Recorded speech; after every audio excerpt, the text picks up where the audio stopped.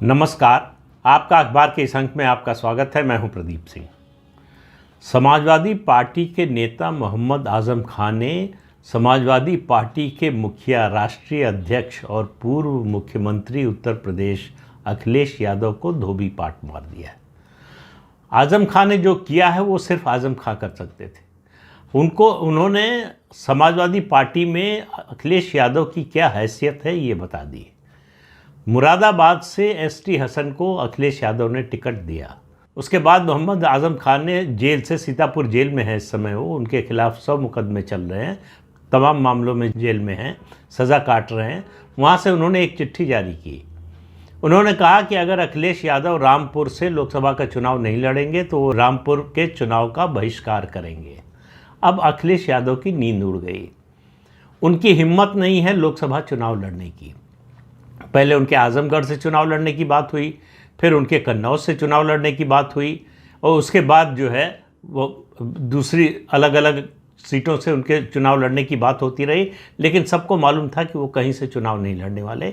उनको मालूम है कि वो चुनाव लड़ेंगे तो उसका नतीजा क्या होगा। तो 2027 के विधानसभा चुनाव से पहले वो एक लोकसभा चुनाव नहीं हारना चाहते खुद का अपना। पार्टी तो हार जाएगी, उनको मालूम है। तो आजम खान ने जो चिट्ठी जारी की उसका असर ये हुआ कि अखिलेश यादव मिलने गए सीतापुर जेल में मोहम्मद आजम खान से। उनको मनाने की कोशिश की, माने नहीं। आजम खान ने दबाव डाला और एसटी हसन का टिकट कटवा दिया। टिकट मिला वहाँ से रुचि वीरा को, जो मोहम्मद आजम खान की कैंडिडेट हैं। वो अखिलेश यादव की नहीं है। याद रखिए, उन्होंने समाजवादी पार्टी के सिंबल पर जो है नॉमिनेशन किया है, लेकिन वो अखिलेश यादव की उम्मीदवार नहीं है। टिकट मिलने के बाद और पार्टी का सिंबल मिलने के बाद उन्होंने मोहम्मद आजम खान का धन्यवाद किया, अखिलेश यादव का नहीं किया। अखिलेश यादव को मालूम है कि मोहम्मद आजम खान की नाराज़गी कितनी भारी पड़ सकती है। एसटी हसन जो मंगलवार को ही अपना नॉमिनेशन दाखिल कर चुके थे, अब उनको अपना नॉमिनेशन वापस लेना पड़ेगा। नॉमिनेशन की आखिरी तारीख अब निकल गई है। अब नाम लेने की तारीख बची हुई है, उनको नाम अपना वापस लेना पड़ेगा। और उन्होंने एक बयान जारी करके, एसटी हसन ने भी कहा है कि इस समय मुसलमान सबसे संकट के दौर से गुजर रहा है। ऐसे में अखिलेश यादव ने जो फैसला किया है वो अच्छा फैसला नहीं है।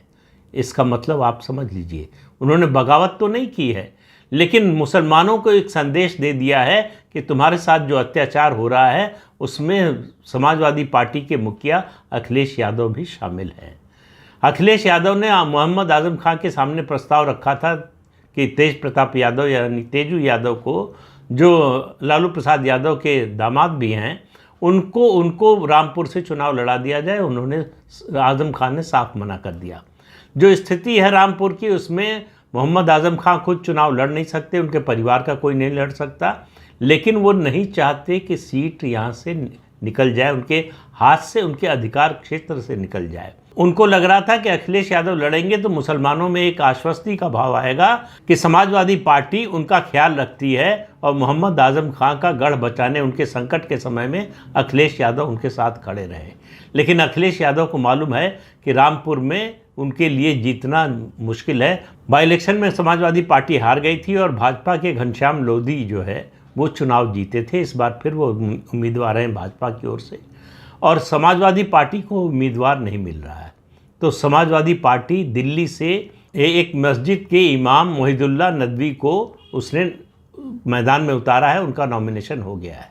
क्योंकि नॉमिनेशन की आखिरी तारीख बुधवार 27 मार्च को थी, तो इसलिए अब नॉमिनेशन हो चुका है। तो रामपुर और मुरादाबाद 2 सीटें ये अब समाजवादी पार्टी ने इंश्योर कर दी है कि भारतीय जनता पार्टी के लिए जीतना बहुत आसान हो गया है। इन दोनों सीटों से बहुजन समाज पार्टी ने तगड़े मुस्लिम उम्मीदवार उतारे हैं। मुसलमानों के बीच जो संदेश जाएगा उसका असर केवल इन 2 सीटों तक नहीं रहेगा, पूरे पश्चिमी उत्तर प्रदेश में उसका असर होगा। और मोहम्मद आजम खान के बारे में अखिलेश यादव ज़्यादा अच्छी तरह से जानते हैं। जब वो मुख्यमंत्री थे तब भी मोहम्मद आजम खान की हैसियत उनसे ज़्यादा थी, उनसे बड़ी थी, उनका प्रभाव उनसे ज़्यादा था। और अखिलेश यादव ने 2009 का दौर भी देखा है, जब मुलायम सिंह यादव जीवित थे और उन्होंने कल्याण सिंह से हाथ मिला लिया था, जो भाजपा से निकाले जा चुके थे। उन्होंने कल्याण सिंह से हाथ मिलाया। इससे आज़म खां बहुत ज़्यादा नाराज़ हो गए थे और पूरे प्रदेश में घूम घूम कर मुलायम सिंह यादव को जी भरकर गालियां देते थे। जितना उन्होंने कोसा मुलायम सिंह यादव को, मुझे नहीं लगता मुलायम सिंह यादव के बड़े से बड़े विरोधी ने भी कभी इतना कोसा होगा। आखिर में 2009 के लोकसभा चुनाव के बाद मुलायम सिंह यादव को मजबूर होकर मोहम्मद आज़म खां को पार्टी से निकालना पड़ा। और मोहम्मद आज़म खां के इस कैंपेन का असर ये हुआ कि मुसलमान समाजवादी पार्टी से नाराज़ हो गया, न केवल जो है रामपुर में बल्कि उसके बाहर भी। और नतीजा ये हुआ कि कांग्रेस पार्टी 21 लोकसभा सीटें जीत गई 2009 में। हालांकि वो संख्या 22 हो गई बाद में। फिरोजाबाद के उपचुनाव में राज बब्बर ने डिम्पल यादव को हराकर जीत ली कांग्रेस से वो सीट, तो कांग्रेस की सीटों की संख्या 22 हो गई थी 2009 के लोकसभा चुनाव के बाद। और ये सीटों की संख्या 1984 के बाद कांग्रेस की सबसे ज़्यादा सीटें थी। तो आज़म खां का मुसलमानों पर कितना असर है, ये बात अखिलेश यादव को अच्छी तरह से पता है। इसीलिए शिवपाल यादव को सीतापुर जेल भेजा जा रहा है उन्हें मनाने के लिए। सवाल ये है कि रामपुर की सीट की बात तो समझ में आती है, मुरादाबाद में एसटी हसन का टिकट क्यों कटवाया आज़म खां ने? दरअसल आज़म खां का सिद्धांत ये है कि एक शहर में एक ही रहेगा। उनका मानना है कि समाजवादी पार्टी में उनसे बड़ा कोई मुस्लिम नेता नहीं हो सकता। एसटी हसन मुरादाबाद से 2 बार लोकसभा चुनाव जीत चुके हैं और अगर इस बार भी लड़ते और जीत जाते तो 3 बार के सांसद हो जाते। मोहम्मद आज़म खां से उम्र में भी कम हैं, तो वो समाजवादी पार्टी में सबसे बड़े मुस्लिम चेहरे के रूप में स्थापित हो जाते, जो मोहम्मद आज़म खां को कतई मंजूर नहीं है। इसीलिए उन्होंने एसटी हसन का टिकट कटवाया और अपनी शिष्या रुचि वीरा को टिकट दिलवाया। सबको मालूम है कि रुचि वीरा को मोहम्मद आज़म खां के कहने पर भी मुस्लिम वोट नहीं मिलेगा। तो एक तरह से मोहम्मद आज़म खां ने तश्तरी में परोसकर मुरादाबाद की सीट भारतीय जनता पार्टी को दे दी है। और रामपुर की सीट के बारे में भी जिस तरह का उन्होंने जो शर्त रखी अखिलेश यादव के चुनाव लड़ने की, उससे अखिलेश यादव को एक्सपोज कर दिया है कि वो लोकसभा चुनाव की जो परिस्थिति बनी हुई है, जो राजनीतिक माहौल है, उससे अखिलेश यादव डरे हुए हैं। वो चुनाव मैदान में उतरने से भाग रहे हैं। और ये बात जो है पूरे प्रदेश में और देश में चली गई है। मोहम्मद आज़म खां के एक बयान से, एक उनके जो है काम से ये स्पष्ट हो गया है कि समाजवादी पार्टी के मुखिया लोकसभा चुनाव का नतीजा पहले से जानते हैं। उन्हें मालूम है कि अगर वो चुनाव लड़े तो चुनाव हार जाएंगे। अखिलेश यादव की सारी नज़र अब इस समय 2027 के विधानसभा चुनाव पर है, लेकिन विधानसभा चुनाव आते आते उनकी पार्टी की कितनी हैसियत बचेगी, उनकी राजनीतिक हैसियत कितनी बचेगी, इस पर सवालिया निशान है। इस चुनाव में अगर मोहम्मद आज़म खां की नाराज़गी बनी रहती है, जिसकी बहुत ज़्यादा संभावना है, ऐसे में अगर सबसे ज़्यादा फ़ायदा किसी का होगा तो वो है बहुजन समाज पार्टी।